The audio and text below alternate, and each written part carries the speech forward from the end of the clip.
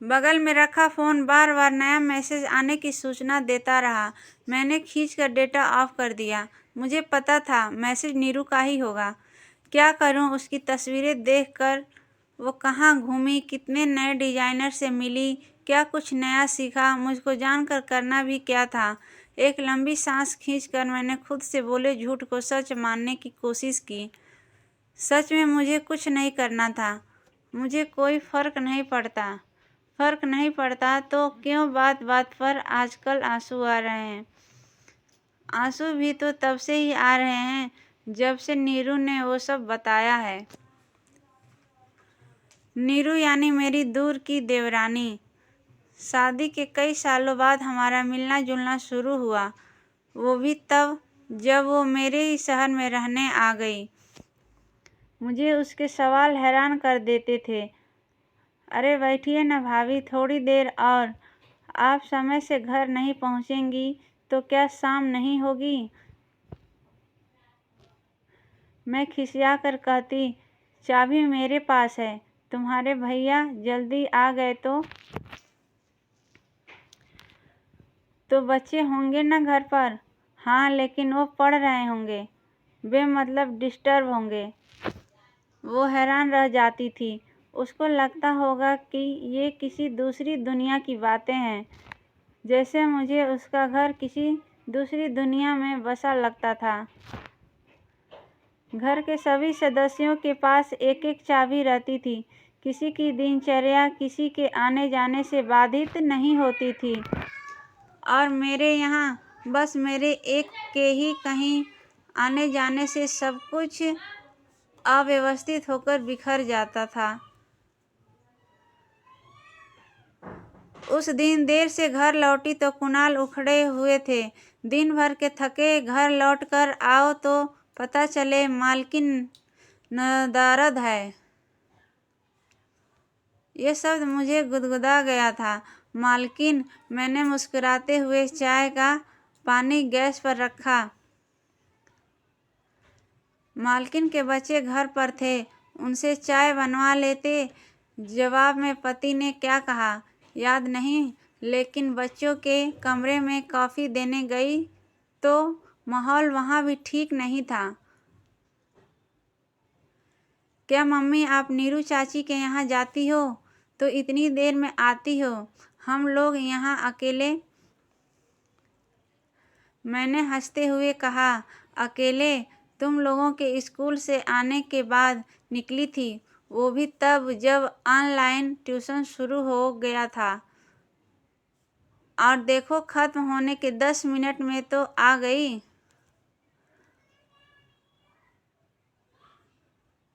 तो भी आप यहीं रहा करो आसपास।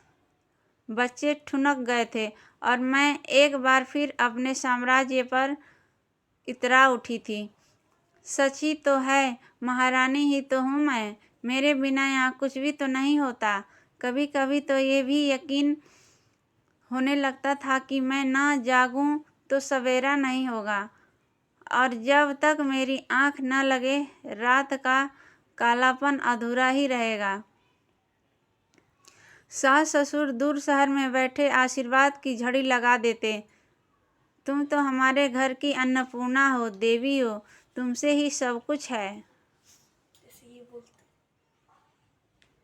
मैं नाराज होकर कहती, तब भी तो आप लोग यहाँ रहने नहीं आ रहे हैं, अकेले रहते हैं। अब क्या बताएं बहू, जिस शहर में सालों साल रस लिए वहाँ से हट नहीं पा रहे हैं। और अकेले कहाँ हैं, रिश्तेदार भी तो हैं यहाँ पर। उन्हीं में से एक रिश्तेदार की बहू थी नीरू, जिससे मेरा देवरानी जेठानी का रिश्ता भी था। सहेलियों का भी शुरू में तो सब ठीक चलता रहा। समस्या पता नहीं कब दबे पांव आई और हम सबके बीच आकर बैठ गई।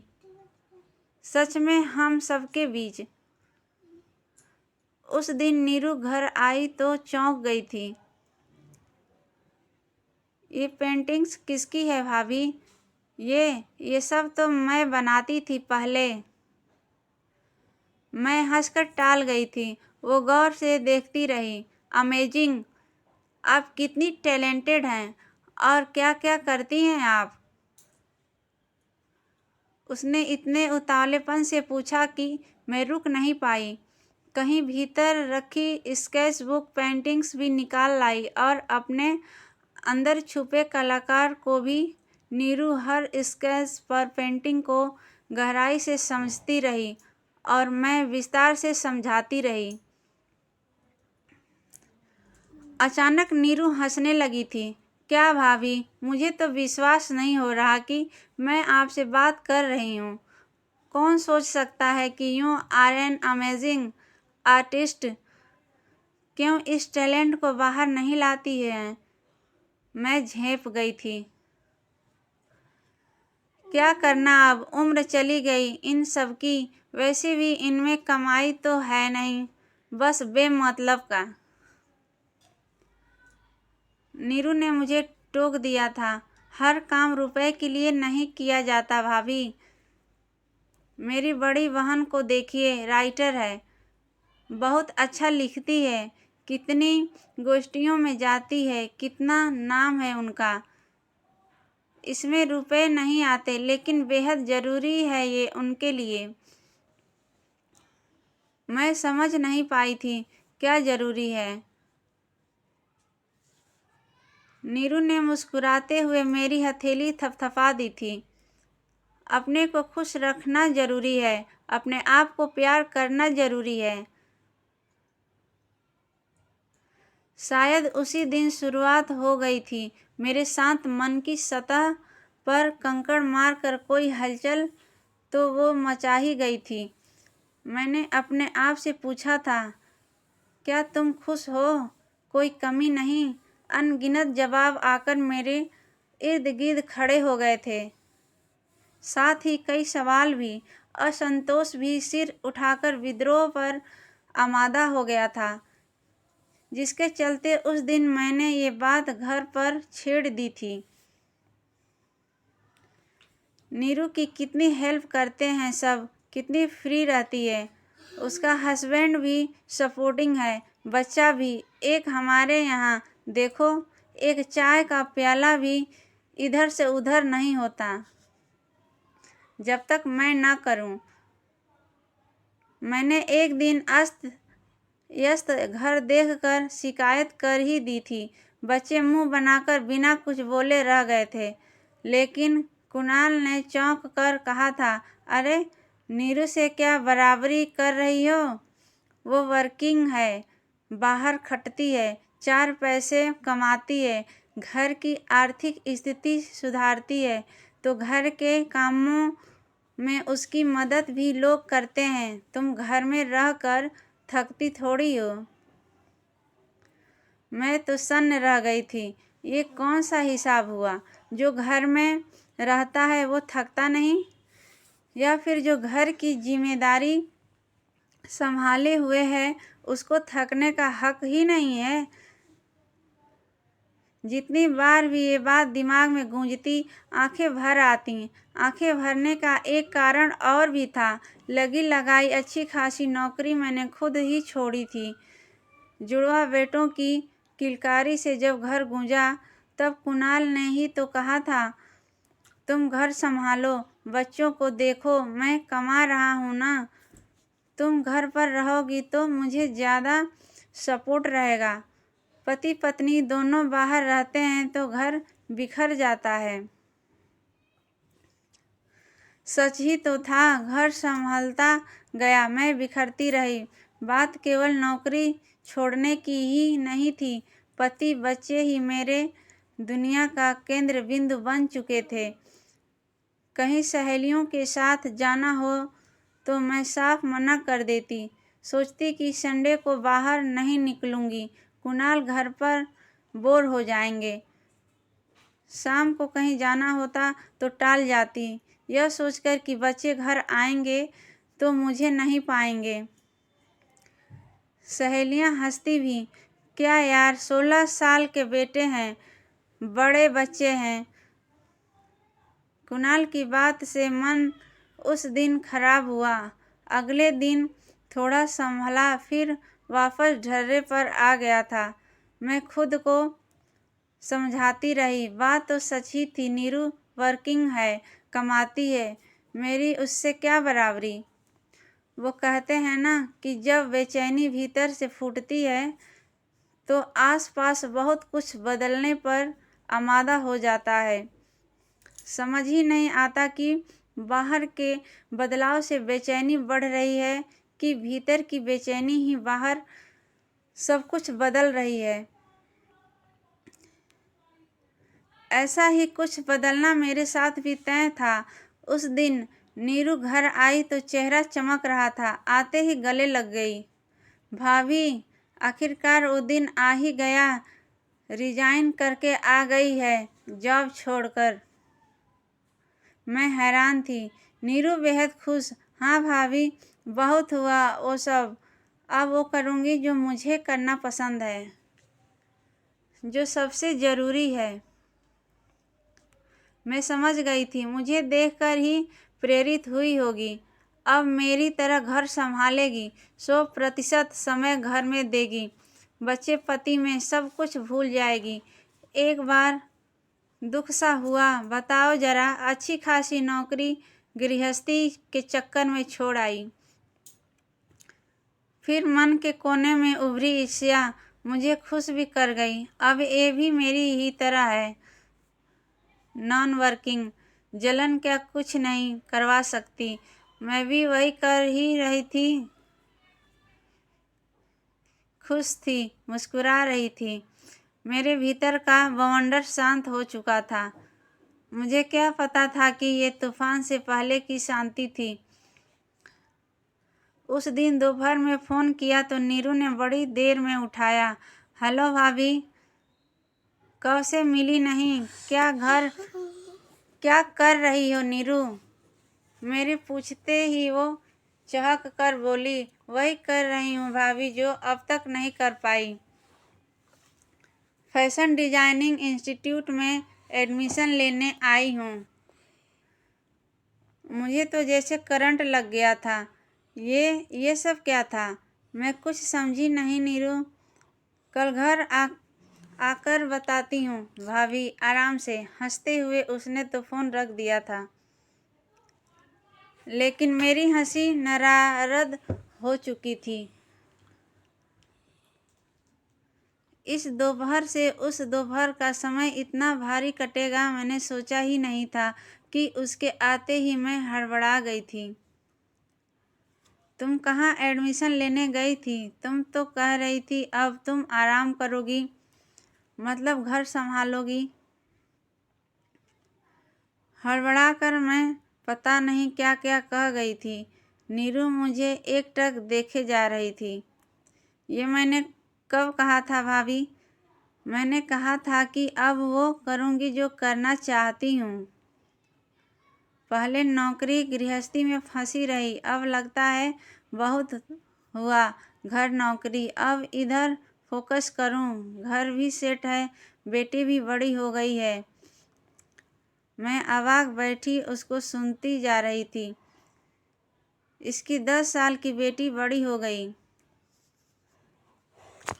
मेरे 16-17 साल के बेटों को अभी छोटा ही मान रही हूँ मैं। सवाल तो ऐसे ऐसे मुंह में आ रहे थे जैसे दीन दुनिया से बेखबर मैं कोई अनाड़ी हूँ। क्यों नीरू, अभी तो सालों कोर्स चलेगा, कमाई थोड़ी होगी, मतलब बाद में होगी, है ना।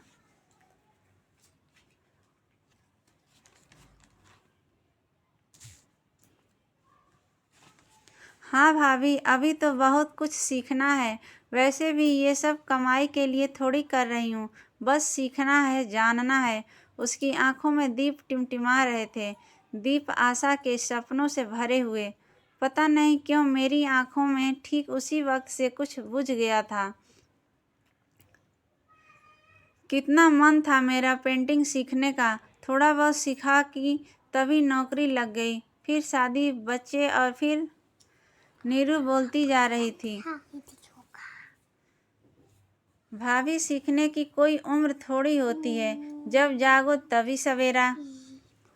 नीरू की हर एक बात से मैं चकित ही थी। किन सपनों की बात करती है ये। वो सपने जिनको हम खुद ही थपकी देकर सुला चुके होते हैं। उस दिन के बाद से तो जैसे मैं बुझ ही गई थी, न नौकरी कर पाई न सपने पूरे कर पाई। हालांकि मन के एक कोने से अभी भी किसी तारीफ की आवाज़ आती थी। कोई तो था जो मेरी पीठ थपथपा देता था। तुम दिल छोटा न करो, तुमने कितना कुछ किया है सबके लिए, कहते तो है ना सब, तुम अन्नपूर्णा हो, गृह लक्ष्मी हो। बार बार उठते बाउंडर खुद ही शांत होते रहे। मैं जानबूझकर किसी ख्याल को सिर उठाने ही न देती। तभी तो आज बार बार नीरू के मैसेज आते रहे, मैं टालती रही। रात को करीब 10 बजे फ़ोन बज गया। नीरू का ही कॉल था। हाँ नीरू, क्या हुआ? मैंने अनमने ढंग से पूछा। वो हमेशा की तरह चहक रही थी। आपको कितने मैसेज किए, देखे ही नहीं आपने। देखो तो कितने फेमस डिजाइनर से मिली आज मैं। एक इवेंट था, मैं झुझला गई थी। अपनी उपलब्धि दिखाने के लिए इसको इतनी रात ही मिली थी। कल बात करते हैं नीरू। आंख लग गई थी मेरी। मेरा साफ झूठ भी उसके उत्साह को कम नहीं कर पाया। फ़ोन रखने की बजाय वो फिर बोली, अच्छा सुनिए भाभी, एक हफ्ते की वर्कशॉप है पेंटिंग की, पता है उन्हीं लोगों के लिए है जिन्होंने लंबे समय से ब्रश थामा नहीं, जो फिर से शुरू करना चाहते हैं। आज मुझे पता चला तो मुझे आप याद आई। डिटेल्स भेजे हैं, देख लेना आप। Good night, love you. उसका स्नेह मुझे भीतर तक झकझोर गया। कितनी तो प्यारी है, अपनी व्यस्त दिनचर्या में भी मेरे लिए सोच पा रही है। क्या इतना काफ़ी नहीं? मैं क्यों नहीं इस देवरानी जेठानी वाली प्रतियोगिता से निकलकर उसको देख सकती हूँ? ठीक उसी समय ध्यान से उसकी तस्वीरें देखी, सब पर कुछ न कुछ लिखा, उसका मनोबल बढ़ाया। अंत में पेंटिंग वर्कशॉप वाले मैसेज पर नज़र गई तो एक उदास मुस्कान मेरे चेहरे पर फैल गई। ये नीरू भी न दिल्ली में है। ये वर्कशॉप मैं भला कैसे दूसरे शहर जाकर अटेंड कर सकती हूँ? और तारीख भी तो देखो, 7 फरवरी से 14 फरवरी, 2 मार्च से बच्चों के एग्ज़ाम हैं। ठीक 1 महीना पहले ही तो बच्चे ज़्यादा पढ़ते हैं। उसी बीच मैं दूसरे शहर जाकर कूची थाम लूँ। एक बार फिर अपने त्याग का मुकुट अपने हाथ पर रख कर मैं अकड़ गई। ये क्या ही समझेगी ये सब। घर के लिए सब छोड़ दो तो कितना नाम होता है, कितनी तारीफ मिलती है। इतनी तारीफ कि उसके आगे सब कुछ बौना लगने लगता है। मन में हलचल तो थी, लेकिन अपने आप को समझाने की मैं अभ्यस्त हो चुकी थी। मैं ही क्या, हर हाउसवाइफ ढकने में तो प्रवीण होती ही हैं। टेबल पर दाग लगा हो तो कवर डालकर ढक दो, अलमारी अस्त व्यस्त हो तो पर्दा लगा दो, किचन गंदा हो तो दरवाज़ा बंद कर दो, और मन अगर ज़्यादा फड़फड़ाने की सोचे तो झट से पिंजरे में डालकर ताला मार दो। मैं भी सब कुछ बंद करके आंखें मूंद कर लेटी ही थी कि कुणाल ने आकर पूछ लिया, सो गई हो क्या? देखो, जो फैमिली वाला ग्रुप है उस पर नीरू की कितनी सारी तस्वीरें आई हैं। कितने बड़े डिजाइनर से मिली आज, फ़ोटो खिंचवाई। वैसे हैं बड़ी टैलेंटेड। कुणाल फ़ोन निहार कर मुस्कुरा रहे थे। मैं हैरान रह गई थी। ईर्ष्या फिर मेरे ऊपर हावी होने लगी थी। इसमें टैलेंट क्या है? घर छोड़कर हर जगह जा रही है, घूम रही है, मिल रही है। कुणाल चिढ़ कर बोले, हाँ तो हर कोई ये काम नहीं कर सकता। बोल्डनेस, कॉन्फिडेंस चाहिए होता है। मेरे अचानक आंसू आ गए थे। अच्छा, मैं करूं इस तरह तो चलेगा आपको? बच्चों को कुणाल ठहाका मारकर हंस दिए। तुम छत पर जाने से पहले तो 4 बार बच्चों के कमरे में झांकती हो कि बच्चे कुछ खाने को तो नहीं मांग रहे, तुम बाहर जाओगी। मैं अगर देर तक सोता रहूं तो 4 बार आकर माथा छू जाती हो कि बुखार तो नहीं है। ग्रोथ करने वाली औरतें थोड़ा बड़ा सोचती हैं। तुम्हारे बस का नहीं ये सब। तुम्हें तो सनक है घर संभालने की। कुणाल एक बार फिर हंसने लगे थे। बड़ी मुश्किल से अपना रोना रोक कर मैं बाथरूम की ओर दौड़ी और फबक पड़ी। ये सब मेरा पिछड़ापन है कि परिवार के सिवा मुझे कुछ सूझता ही नहीं। बच्चों की भूख की परवाह करना मेरी सनक है। पति की चिंता करना गलत है। जैसे जैसे मैं रोती जा रही थी वैसे वैसे पिछला समय याद आता जा रहा था। मैं यादों में भटकती हुई ढूंढती जा रही थी। स्कूल कॉलेज की टॉपर लड़की, अपने ओजस्वी भाषण से श्रोताओं को मंत्रमुग्ध कर देने वाली लड़की, दुनिया बदलने का हौसला लिए लड़की, सपनों से भरे झोले को कंधे पर टांगे हुए लड़की। वो लड़की आखिर गई कहाँ? किसी और ने उसको लीप पोत कर नया रूप दे दिया या फिर वो खुद ही नए रंग के डिब्बे में कूद गई। रात गहरा चुकी थी। सब लोग सो चुके थे। मैंने बाहर निकलकर एक बार फिर फोन देखा।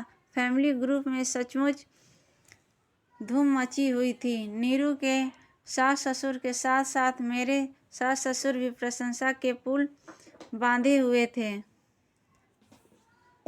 अजीब सा मन हुआ जा रहा था। घड़ी देखी, 10:30 बज चुका था। खुद को रोकते हुए भी सासू माँ को फ़ोन मिला ही लिया। मुझे पूरा यकीन था कि मलहम की जिस बूंद की मुझे सख्त ज़रूरत थी वो मुझे यहीं से मिलेगी। हेलो मम्मी, सो तो नहीं गई थी? नहीं, नीरू की फ़ोटो देख रहे थे। बड़ी मेहनत कर रही वो तो। मेरे अंदर कुछ चटका। तब भी मैंने पूरी कोशिश की। एक बार अपने को श्रेष्ठ सुन तो लूँ।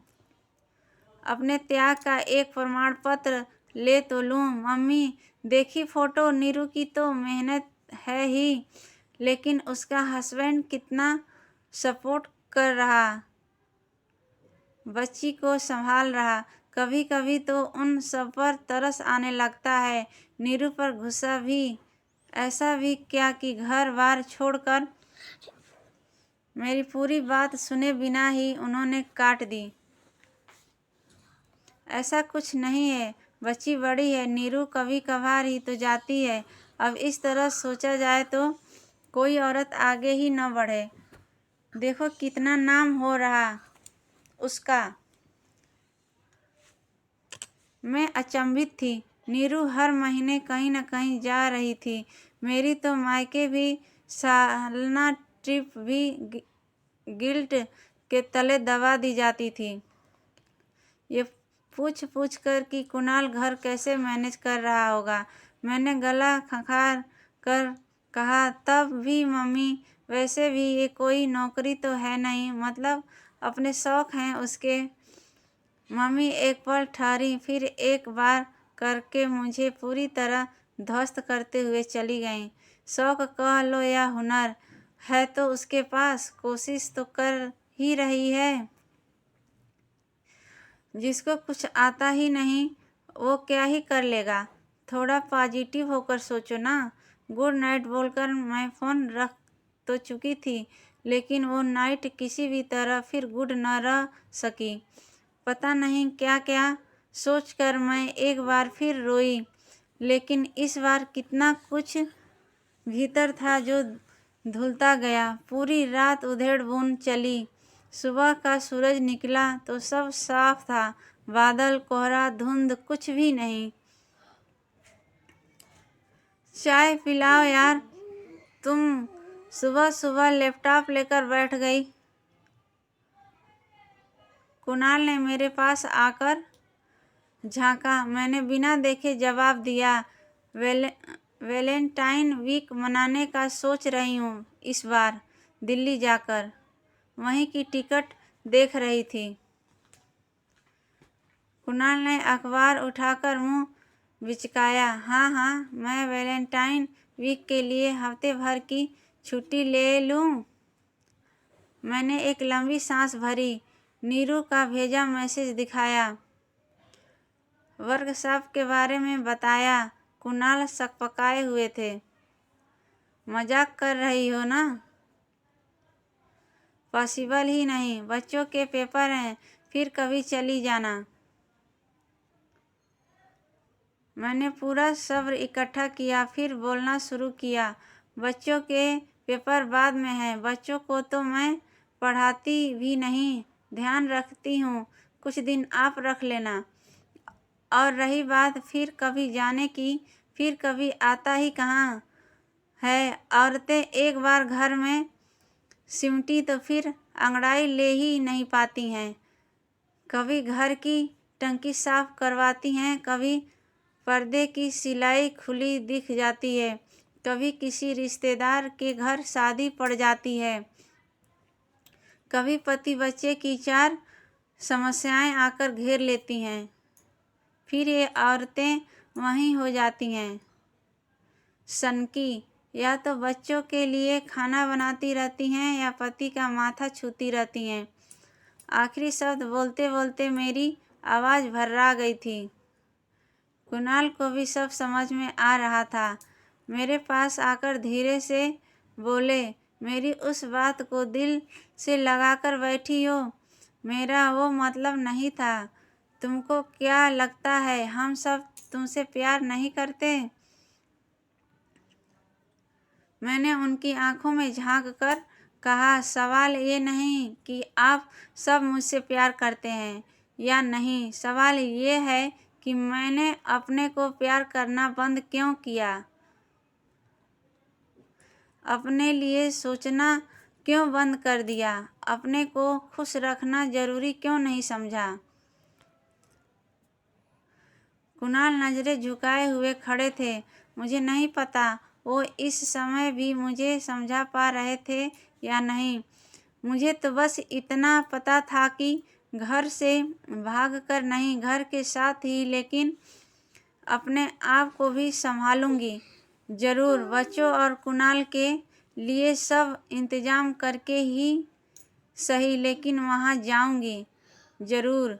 और इस बार वैलेंटाइन डे उसके साथ मनाऊंगी, जिसकी मैंने कब से सुध नहीं ली। एक गुलाब लूँगी अपने आप को थमाकर। I love you myself बोलूँगी ज़रूर।